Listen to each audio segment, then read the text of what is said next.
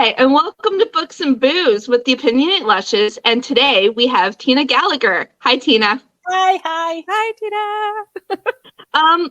Please tell us a bit about yourself. Where are you from? How long you've been an author? Any information you want to give us? How many drinks a week you have? I am from Scranton, Pennsylvania. Born, raised, still live here. Fans of The Office are always amazed with that and ask millions of questions about what's real and what's not real here.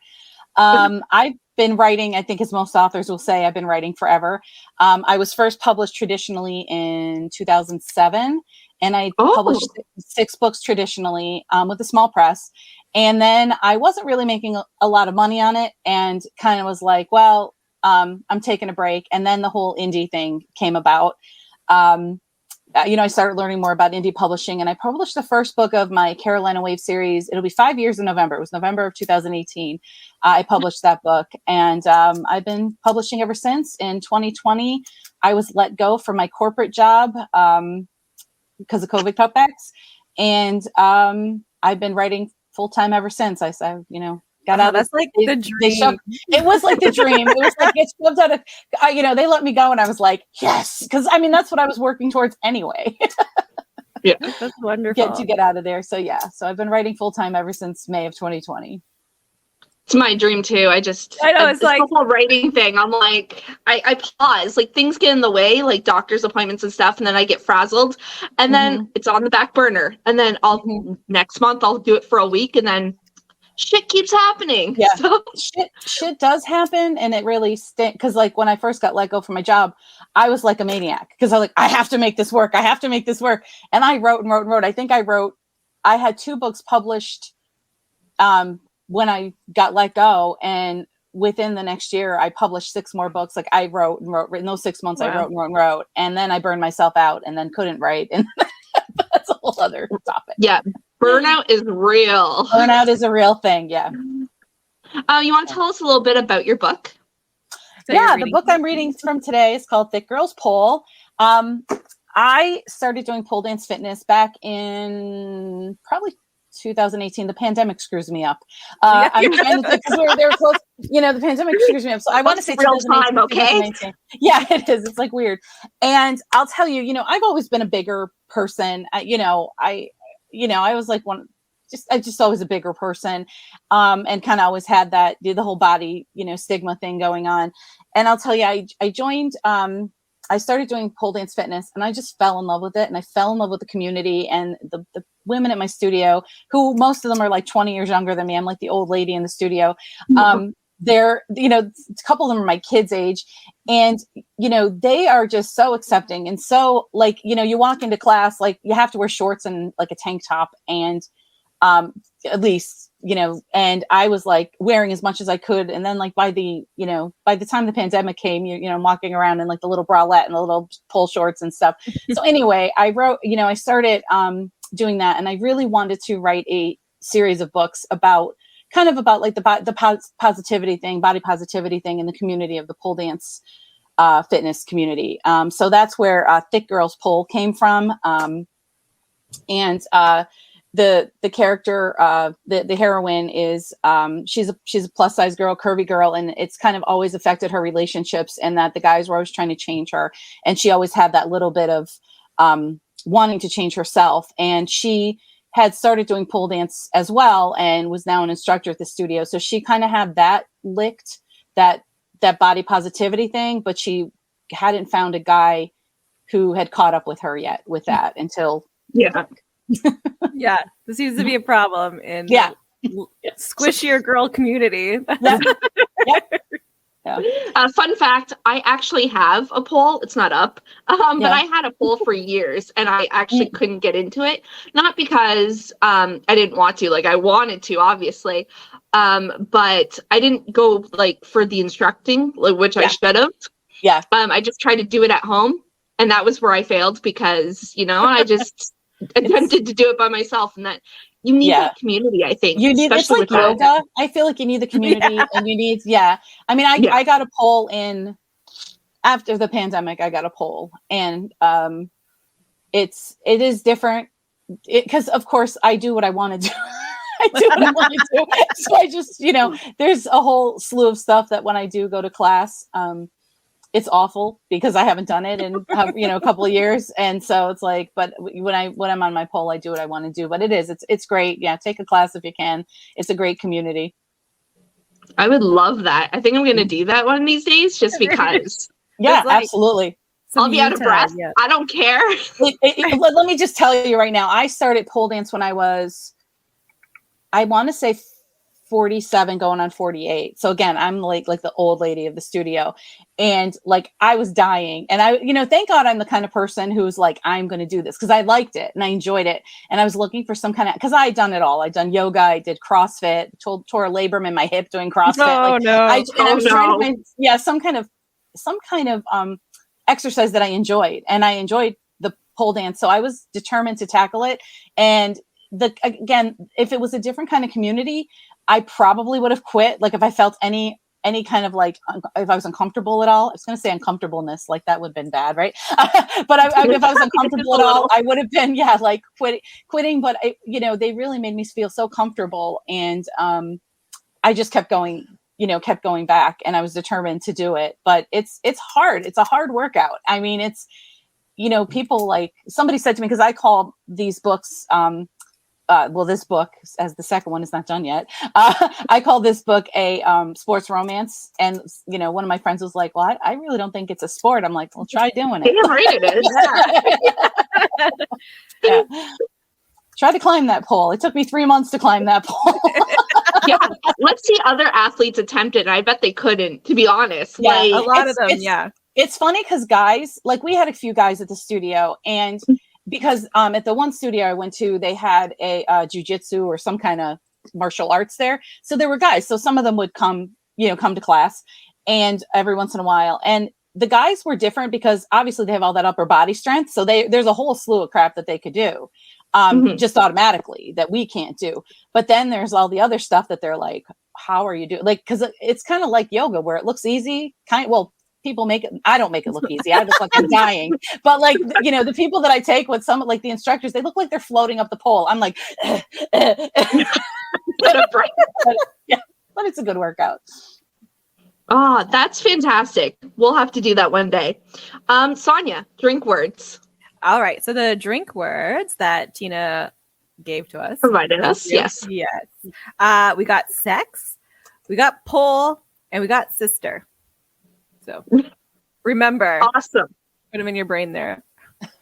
Sex, pole, sister. Sex, pole, sister. Got it. All right. And Tina, whenever you're ready. Yeah. I'm ready. Whenever you ladies are, I am ready. Yeah. And I'm going to mute while I'm drinking. Yeah, okay. And I think Sonia is too. I do. Yeah. And just lots of slurping noises. Yeah. Well, that would be interesting for romance, right? Yeah. This starts off. It's in first person point of view, and it starts off in Kira, who's the heroine, and then it moves over to Simon. So I'll kind of, hopefully, I'll just kind of say it now in Simon's point of view, but it's usually pretty obvious. Okay, we ready to get started? It's great whenever you are. Okay, I'm ready. Okay. Again, this is Kira's point of view. How did you survive for so long without sex? Anjanette looked up and blinked, then raised her right brow. When I asked if there was anything else we need to discuss, my sex life isn't what I had in mind. I definitely don't want to talk about your sex life, what your sex life is like now. That would only make my celibacy seem worse, even if it is voluntary. I want to talk about your dry years prior to Leo. I smirked and bowed my eyebrows, pun totally intended. I guess we're done with business. She closed her laptop and rested her elbows on the table. But thankfully, everything looks great, and it seems like the open house is all set. You don't need me here at all. That's not true. You're the heart and soul of this place. Everyone misses you when you're gone. After dedicating herself to the Peaches and Pole studio for the better part of 3 years, Anjanette met and fell in love with Leo Maracus, all-star catcher for the Carolina Waves. When I got downsized by corporate America, she brought me on as a partner, which was definitely a win-win. It gave me enough of a bump in income so I didn't need to find another job, and also allowed her the flexibility to travel with Leo throughout the baseball season. And don't think you're going to distract me from my question. She took in a deep breath and let it out on a dramatic sigh. All right, what do you want to know? Just what I asked. How did you survive without sex for so long? I remember giving my toys a workout for 6 months or so, but after that, I just didn't crave it anymore. Plus, I was putting all my energy into this place, so that helped shift my focus, she said. How long's it been? 5 months, 1 week, and 3 days. That's very specific. I could probably tell you the hours and minutes too if I really thought about it, I said. And I've been giving my toys a workout, but they're just not doing it for me anymore. It's much more enjoyable when someone else does the work. Know what I mean? Yeah. Aunt Jeanette's mouth curled into a sappy, smitten, and super satisfied smile. I know exactly what you mean. Okay. The chair scraped against the floor as I pushed back from the table and stood. What's wrong? You know that I'm really happy for you, but I'm so freaking jealous right now. I'm ready to jump out of my skin. I'm so horny, and you and Leo are fucking like bunnies. Her eyes widened, and she stared at me for a few heartbeats before flashing that satisfied smile again and dramatically nodding her head. Yeah, we are. I burst out laughing, then leaned down and pulled her into a hug. I truly am happy for you. Shifting back, I squeezed her shoulders, then let her go and straightened. I'm just cranky. I stuck my bottom lip out and used my best whiny voice to add, I really like sex. Aunt Jeanette stood and leaned her hip against the desk. The only thing I could suggest is what really helped me. Focus on why you gave it up in the first place. She raised her voice on the last two words of that sentence, turning it into a question. I never really told her why I decided to take a break from men. Initially, I didn't have a concrete answer. It was just something I felt I needed to do. It's a little more clear now, but knowing doesn't make it any easier. You're partly to blame for my celibate state. Me? She placed her hand on her chest. What did I do? You started a healthy relationship with your hottie ball player that made me want more than random hookups with dick band-aids. Plus, those hookups got old. I realized I was just going through the motions, and it became more like a bad habit than something I enjoyed. Aunt Jeanette's image blurred, and I blinked several times to push back the tears. You okay? Yeah, I dabbed at my eyes. You know I've never been a crier, but lack of sex must have my hormones all scrambled because the past couple months the waterworks are never too far off. Sappy movies and sweet commercials have me tearing up, and I even got emotional last week after my class perfectly executed a new routine. Have you talked to Dr. Green about it? When I decided that I finally wanted to deal with some emotional baggage, Aunt Jeanette recommended her therapist, Dr. Green, Dr. Rachel Green. It's a struggle for me not to make a friend's reference every time I'm with her. Yeah, she said that crying is an excellent way of releasing emotions and processing difficult situations. I used air quotes to highlight my therapist's words. I still don't like it and can't help but wonder if it's worth it. Like, seriously, why am I doing this anyway? Change is hard, but it'll be worth it. Honestly, I don't think things would have worked out with Leo if I hadn't focused on myself before we met. I wouldn't have been capable of having a healthy relationship. She squeezed my hand. You went through a lot with Brian, but when you broke up, you never really took time to deal with it, which is exactly what I did for years. I moved from guy to guy, making the same stupid mistakes. The thing is, eventually all the stuff you ignore builds up and tarnishes everything. My issues didn't start with Brian, but he definitely highlighted all my insecurities. I've always been a bigger girl, and I'd be lying if I said it didn't bother me. Pole dance helped me appreciate my body for its strength and even made me feel sexy. But in the back of my mind, I always wished I was smaller. When we first got together, Brian said he loved my curves, but once he lost some weight and got obsessed with fitness, the insults started. He complained about what I ate and wore, especially if we were with his CrossFit friends. I snort laughed. The sad part is, if I hadn't found out he was cheating, I'd probably still be with him. Yeah, same with Travis and me, she said. And when Dr. Green pointed out my bad pattern and suggested I take a break from men, I hated the idea. Thankfully, I'm stubborn and decided to do it just to prove her wrong, because she was totally right. I'll admit I thought you were crazy. I couldn't even imagine going cold turkey like that. So what changed? Brian isn't the first guy I've dated who ended up commenting on my weight. I blinked away tears as I looked around the studio before meeting her gaze again, then shrugged. One night stands with random guys kept me safe from that. Plus, the sex was good, in the beginning anyway.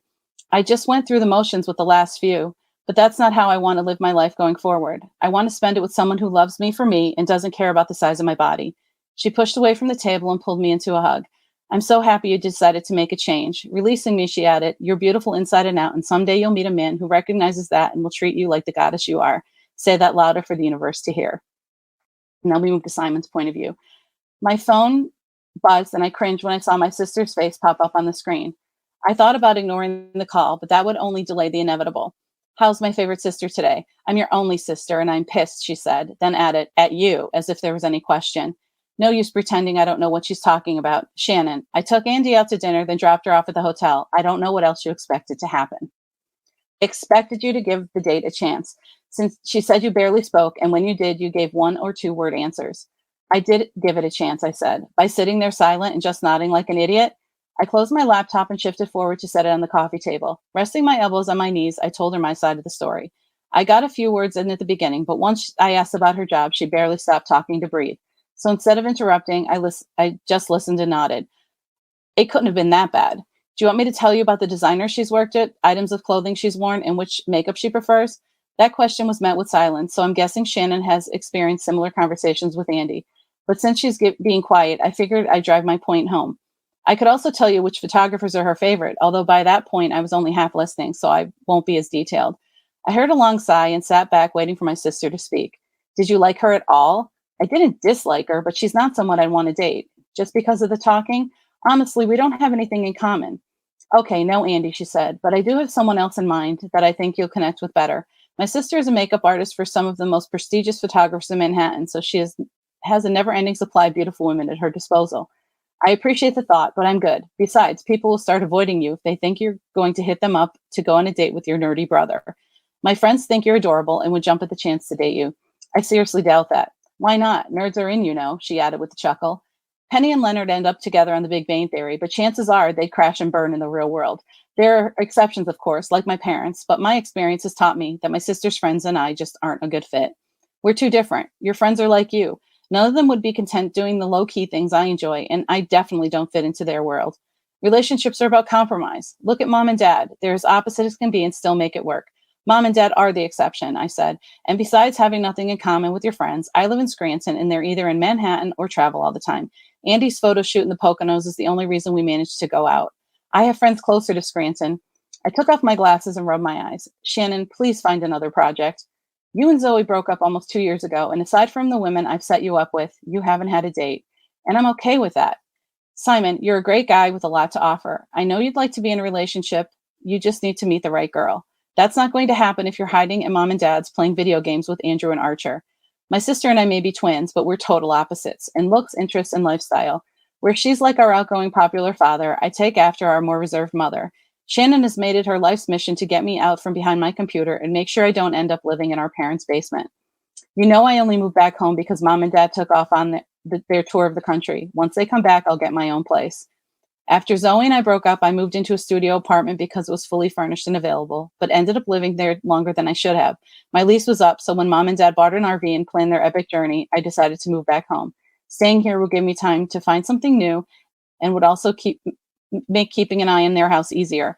It seemed like a win-win to me. Shannon thinks I'm going to stagnate here. We'll see. I swear I heard her eyes roll through the phone line. Shan, I went away to college, then moved in with Zoe a couple years after I graduated. You make it seem like I've been a hermit. Not a hermit exactly. I mean, you go to work and hang out with your friends once in a while, she said. But let's be honest, you spend more time with your dolls than you do with people. They're not dolls, they're collectibles, and I don't play with them. They're on display. Okay, Andy, she said, referring to Steve Carell's character in The 40-Year-Old Virgin. On that note, I'm going to say goodbye. Her answering laugh should have aggravated me, but for some reason it made me smile. Talk to you later, big brother. I disconnected the call and picked up my computer, but the game I'd been playing before Shannon called wasn't keeping my attention anymore. Something my sister said kept running through my head. I would like to be in a relationship, and if I'm being honest with myself, I know who I want to be in one with. Opening a new browser, I signed onto Facebook and typed in her name, Kira Jordan. We worked together for almost a decade before her position was downsized last year. I had a crush on her from day one, but she was dating, then engaged. Plus, I was with Zoe part of that time. Even if those things weren't true, I'm not sure I would have asked her out. Besides the fact we worked together, we were friends. If things didn't work out or she wasn't interested, that friendship would have been messed up and I'd have to face her every day. But now that wouldn't be the case. My ego would be bruised if she turned me down, but I'd live. I scrolled through her feed, which was mostly pictures of classes at the pole dance studio she's working at now. Then something caught my eye. They're having an open house at the studio next weekend. Before I could second guess myself, I grabbed my phone and dialed Shannon. Do you have plans next weekend? I asked as soon as she answered. Nothing that can't be blown off or changed. Why? There's an open house at Kira's pole studio Saturday, and I was hoping I'll be home Friday night. Sometimes it's not so bad having a pain in the ass sister. And that is chapter 1 of Thick Girls Pole. Woo! Yeah, I'm just like, I'm drank. I didn't finish my last. It's like, bloop. I was like, I'm like trying to go. I'm like, Yeah. So I'm not going to ask because we already talked about this, about what inspired you to write this. But do you have anything that you relate to the characters that you wrote about? Me personally, no, aside of the thick girl thing. But the character is loosely based on one of my friends from the pole dance studio. So she's given me a lot of inspiration, and she ended up with her own personal Simon. So yeah, so it's kind of nice. So she was thrilled, and he was thrilled, and that he's in a book. He's getting quite a big head, but yeah, I don't. Yeah, so yeah, it's kind of neat having someone to kind of semi-inspire it. Like a muse. Mm-hmm. Yeah. Lots of inspiration. I used to tell them, I'm like, I'm sitting here taking notes, like the Dick Band-Aid thing. That was one of hers that she used about the guys that she dated in the past. And I'm like, that's going into a book. Yeah, no, as soon as you said that, I seen Sonia, she's like, that's amazing. Yeah. Yeah. I love it. Yeah. It's everywhere. The muse is everywhere. Yeah. Nothing is safe around a writer. No, it is. Nope. It's like you're like with like a little post-it note, just like that. Exactly. Yeah. Exactly. So usually Domri and I share questions before we start. We didn't this time because I had the same question, but I'm going to word it a little bit. Do you always, for all of your books that you've written, do you usually base them off people you know, or do you usually have some people you know as side characters, or? I don't usually. This series is a little different, so they are loosely based off people that I know. But I don't know. I don't usually have based them off people that I know. There's always a little bit of, everything in it. Like I said, the muse is everywhere, and you pick up little things from people as you write. That'd be great to add to a character or whatever. But I don't know. I don't usually write about people I know. So how long does it usually take for you to complete a book? Normally, it takes me about a month, 4 to 6 weeks. It depends on the size of the book. Usually, I usually aim for 4 to 6 weeks. So do you plot or planner? Are you a plotter or a planner? I am not a plotter I kind of I usually know the beginning, I know the black moment, and I know the end. And then everything else I just kind of make up as I go along. Okay. So you're a little bit of both. Yeah, I've tried plotting, because people swear by it, plotters swear by it. And I've tried plotting and I always end up going in the other, something happens. I'm like, oh, I could have them do this now, because I get inspired as I'm writing. So I stopped doing that. Nice. Yeah, I've attempted to plot, but I know, when I write, the characters are going to make their own lives, and then it's just going to take off, and then I'm going to have to change shit anyway. So exactly. So why waste your time? Why waste it? Don't I do bother. envy people. I envy people who could just sit there and make an outline and follow it, and and have a book banged out in 2 weeks. Exactly. Doesn't work for me. Yeah, it doesn't work for me. So do you have any writing rituals? I always light a candle. I have my candle sitting here. This is actually a winter one, but I always have a candle lit when I'm writing. So that's and I don't really have them lit any other time, especially now with the dog. But I always have a candle lit when I'm writing. So that kind of, Do you have any inspiring scents? Which one's your favorite? My favorite one is Bath and Body Works Black Cherry Merlot. That is my favorite one. I'm out of that. And then I like vanilla. This is salted caramel. This one's actually very sweet, but I like vanilla scents, or the Black Cherry Merlot is kind of my go-to when I can grab them. A lot of times they're out of stock. So yeah, it's hard when you go there. I don't even go there anymore, just because half the things I would want would be out of stock all the time. Yeah. So I just don't bother. Hardest thing about being an author? Writing. which sounds silly, but writing actually it's a toss up between especially when there's things going on in your life. Other things being perfect, I write smoothly, but it's one thing, like you were saying before, life gets in the way. When life gets in the way, it's hard, because it's not it shows in the writing. I feel like if I'm stressed or whatever, it shows in the writing, and then it has to be really edited. And then the other part is just marketing, trying to get your books into the right readers' hands, and using the right tools to do so, which is hard. Yeah, it is hard. Yeah. Facebook, Amazon, what do you do? Yeah. Yeah. TikTok. That's the newest thing. TikTok hates me, but that's okay. TikTok, I have a love-hate relationship with it. I did a huge boost before. Like, I had just a huge rocket boost of followers and views, and now I'm plummeting. Like, I get maybe 150 views, and I'm like, what did I do? I have 13,000 followers, but I only have 150 views. Yeah, something doesn't make sense. I only have a couple thousand followers, and that's since, when did I join? May of 2021, I think. And I've been trying to, initially I was doing all the reader follow parties and all that, and now I'm just kind of trying to do it organically. Like, hopefully people will see me and like me, or like whatever. I don't know, like. Yeah, finding the trending sound or finding the trending template from CapCut now, and like, it's so much to learn. Yeah, it is. It is. Yeah. How important to you are book reviews? I don't read them anymore. I used to read them, and they would, like, you could get 10 good reviews and then one bad review, and you're like, oh my God, I have to stop writing. This one person doesn't like something. And so I've stopped reading them at all. They say that they're important on Amazon. Like, so for that, I think they're important, they're important to me. But like, I don't look at them anymore. I did, like I said, when my first couple books I looked at, and then I stopped. Yeah. Reviews, I think it's the reason why it's so important for Amazon is they'll boost your book more and more if you get more reviews or whatever. Yeah. But I hate writing reviews on Zon. I hate reading reviews. Like, I don't read reviews. When I want to look at a book, I'll either see a video of someone do like the tropes and triggers or whatever, and I'll be like, that sounds like something I would read. I don't go into the reviews because everyone's different, right? And like, what someone might love, the other person might hate. So I just don't bother with that. And writing, as much as I want to be an author, writing reviews, I can't do it. I cannot describe a book that I just read. I liked it. He had blonde hair. Yeah, I don't know. Yeah, book reviews was hard in school. Like, that was not an easy task. Book reports. I failed at those. Yeah.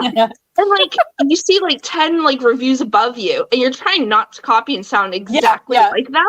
Like, what do you do? Well, like, so I hate reading and writing reviews. I don't think it should matter on those personally, but. Yeah, and like they always say, like, I mean, I know there's a whole thing on TikTok where they're like, reviews aren't for writers, they're for the readers. And I mean, they are, they kind of are for the readers. It's just hard, as an author, like, you're reading them and you're like, especially when somebody has something wrong, or I really am convinced that sometimes Amazon puts the wrong reviews up. Like, they go to the wrong place. I know they do for other products, so I'm guessing they do for books too. And you're like, but that didn't happen in my book. Like, I mean, you got like a different version. Like, what did you get? Like, so it's hard. Like I said, initially I used to read them, but I stopped a few years ago. What made you choose your genre? I have always loved romance, and I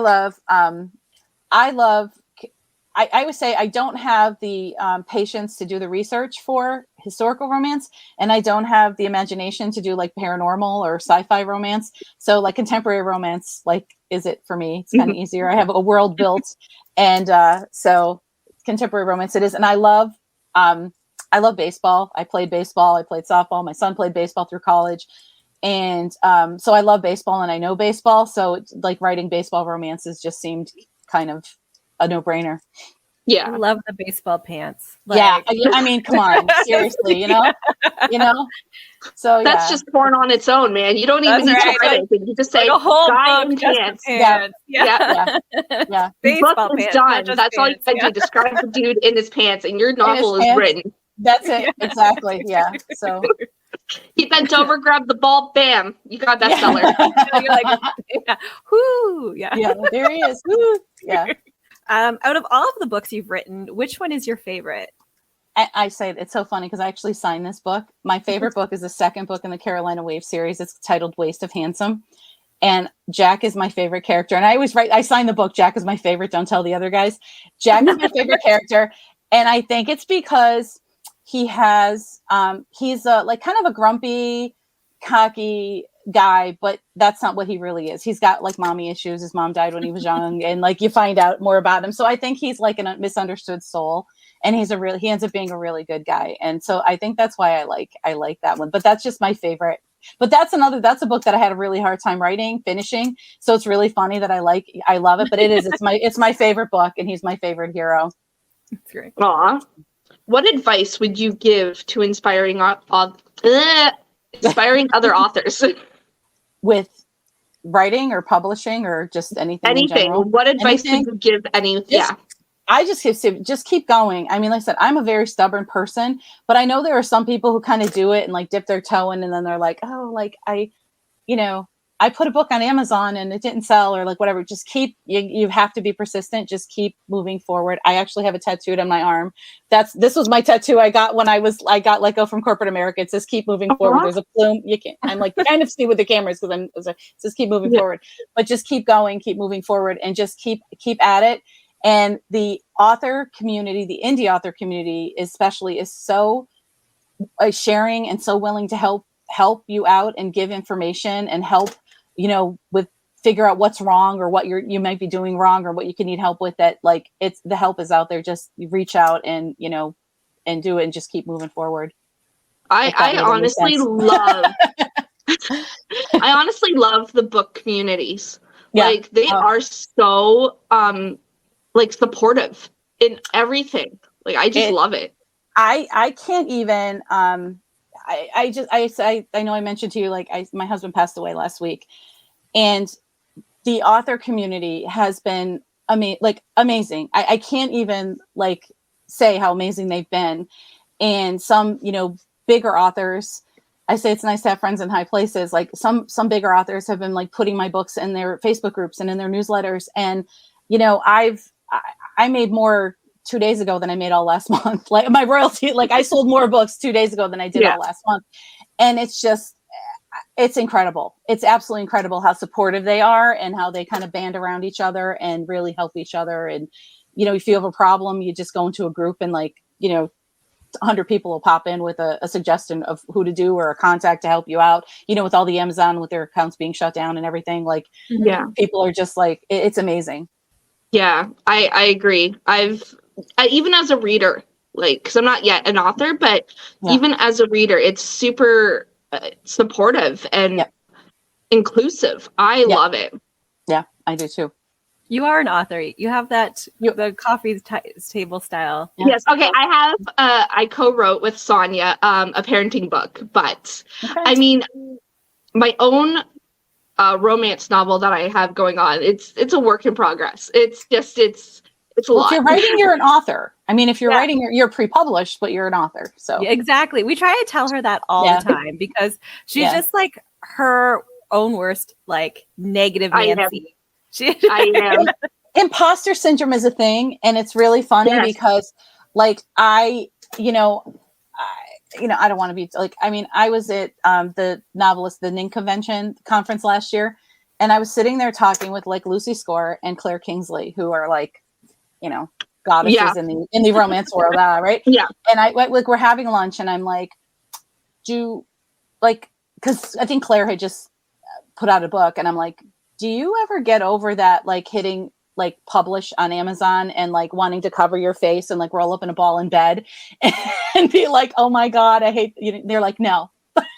Every one of them was like, no, you never get over that. I'm like, oh, good. That's something to look forward to. Okay.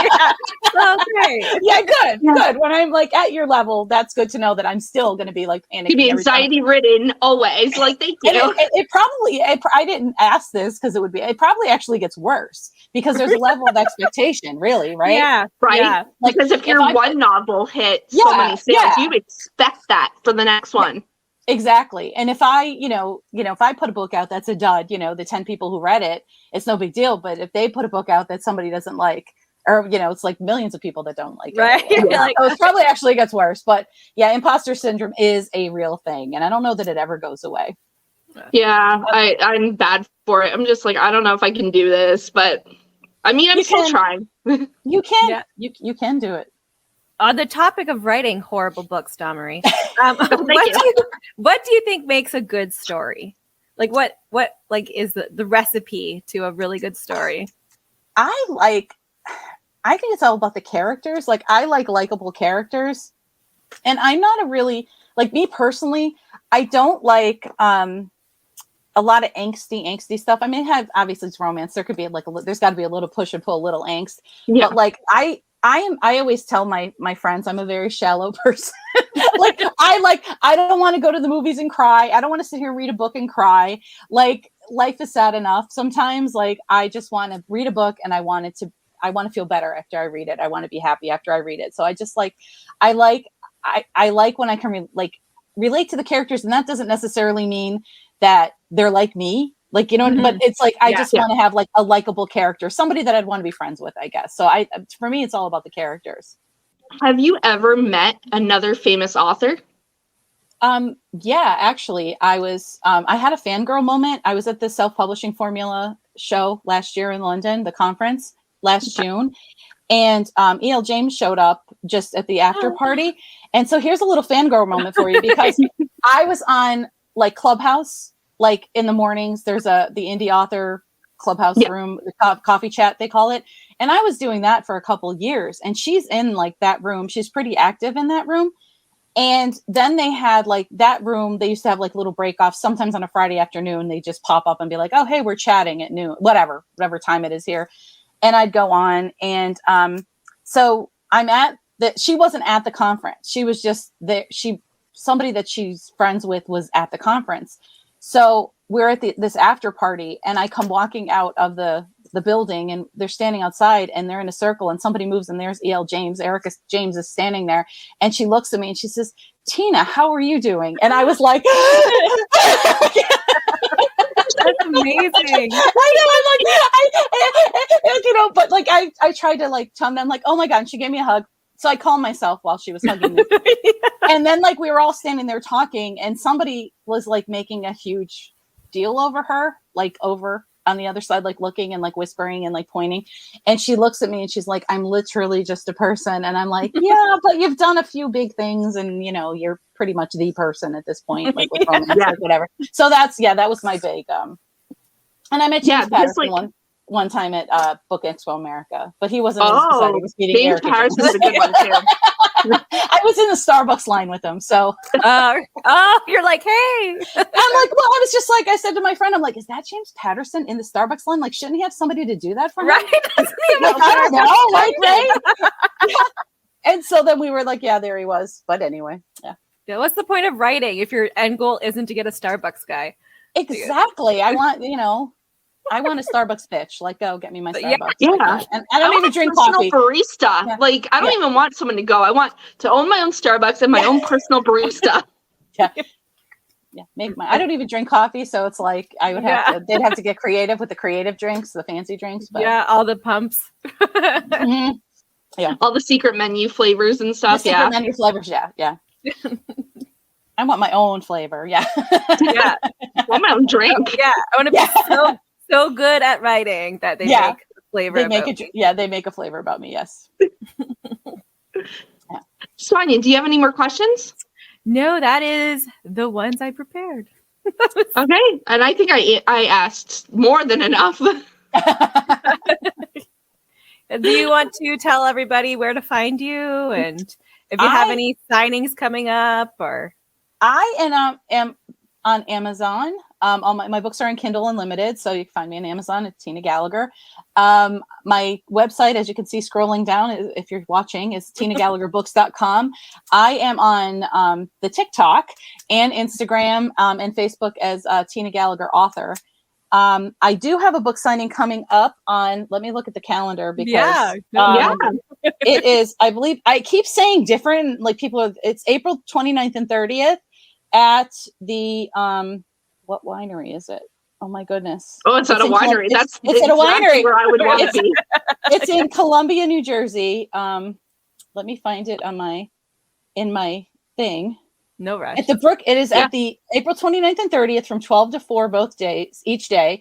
And it is at the Brook Hollow Winery and Event Facility in Columbia, New Jersey. And there are going Nice. to be a lot of authors. I think there's 50 authors, and it's not only romance. It's a whole bunch of Different genres. a whole bunch of different genres. And but yes, it is at a winery, and I did this last year. It was only one day last year, and I did it. And she decided this is the 8th year. This Rosalie, who is also a romance author, she has this event every year, and it was only one day, but it's gotten so popular, and they've gotten so many people coming through. So she decided to put it up for 2 days this year. On Saturday and Sunday, but it's at this winery. It's a beautiful location, it's a beautiful setting, and there's wine, which is always nice. We like wine. Always nice that we like wine. We like drinking books reading books and drinking wine. We like drinking books, yeah. Yeah, well, sure. If that's how I gotta get my reading in. Yeah. So yes, I will be there on the 29th and the 30th. That is amazing. Thank you for joining us tonight. I had a blast. I'm pretty much almost done my drink. So. Thank you so much for having me. It was a lot of fun. No, it's our pleasure. Honestly, you've been a hoot. I had fun. Me too. All right. You folks have a good night. Good night, everyone.